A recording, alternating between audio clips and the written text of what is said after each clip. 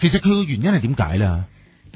佢好健康，我好笑容，好 sweet 嘅，點解頭髮又生得咁差啦？係咯，即係我中身好多客都問我呢個問題啊。即係人哋話實傳實美，即係點解我即係實傳舊美咁啊？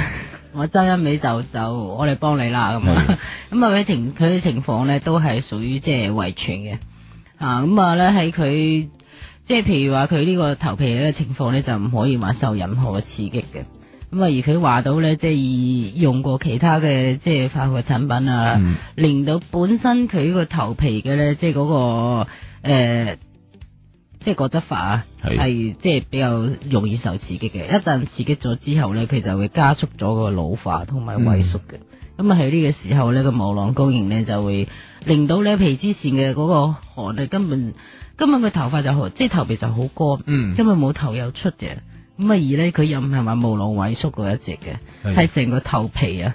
係開始萎縮嘅，即係好似我哋啲橡筋咁嘅樣掹到咧，即係最緊啦，即係好似啲即係降頭咁嘅樣嘅。咁啊，令到佢個頭髮咧就好似佢呢個頭髮咧就係好易脆斷嘅，同埋咧生長速度係好慢嘅，係咯。佢又去過外國住過一段時間，我聽過有人講啊，即係外國啲水同香港又唔同。啲水會令到啲頭髮傷啲，係有冇原因嘅咧？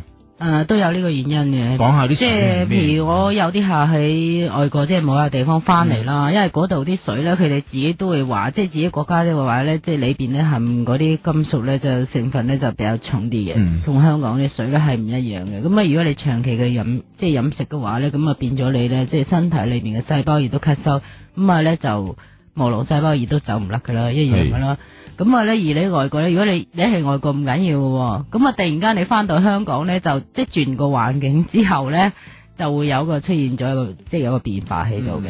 係咯。咁啊，如果你再加上即係自己嘅即係唔恰當嘅話咧，就會令到你個頭皮咧產生變化，咁啊頭髮即係開始有勁糟出嚟噶啦，會甩頭髮啦。